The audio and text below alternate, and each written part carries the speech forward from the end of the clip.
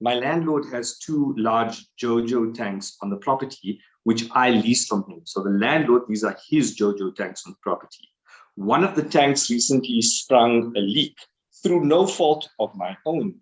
The landlord now is threatening to charge me for the damage, as well as the water bill, which increased due to the leak. The landlord, indicated that if I didn't pay, he would add the damages and the water bill or the damages to my rent and deduct it from my security deposit. What are my rights in this regard? Sure.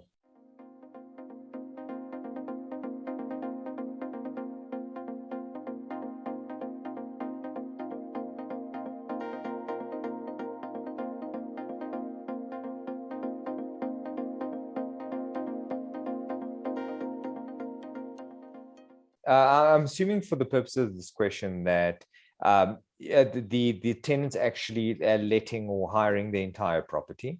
So that's the first thing. So typically in lease agreements like that, it would be all water consumption on the property would be the tenant's responsibility, and the tenant would have to pay for it, right? So then we take it a step further and we go, well, what does the lease agreement specifically say regarding the JoJo tanks?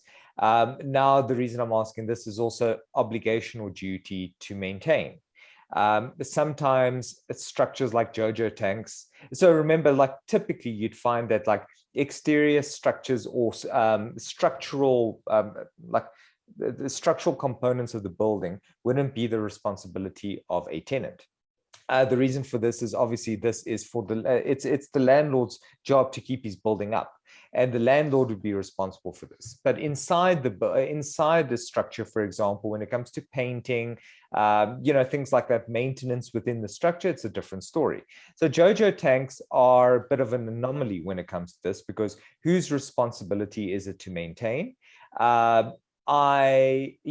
And I think the wording of the lease agreement would typically speak to that. But normally what you'd find is, especially because of the size of a JoJo tank, I would probably jump to a conclusion that the landlord would be responsible. It's now obviously it's just an assumption that's being made, because if the lease is quiet on it, it's a very difficult duty to actually allocate.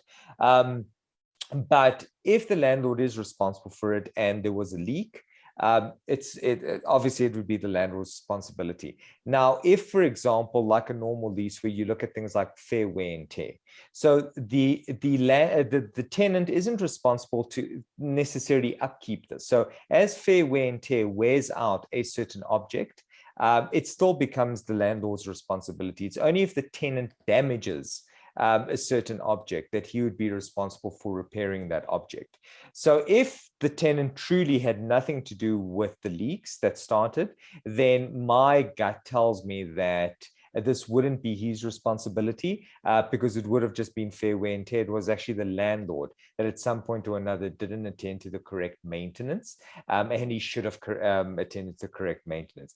This is unless a direct obligation was placed on the tenant in terms of the lease agreement, saying that these JoJo tanks and how they function are entirely his responsibility, and he's responsible to inspect them, make sure that they're functioning properly, and that maintenance is actually attended to on a regular basis. And you typically find this with commercial leases, especially if the landlord installs an air conditioning system. Doesn't matter. If you walk in there, you need to make sure it's working, and you need to make sure that it's always working. And there isn't a fair wear and tear argument there. You need to maintain that. Any deterioration of that system falls on you as a tenant. Well, thanks so much, Bruno, for that.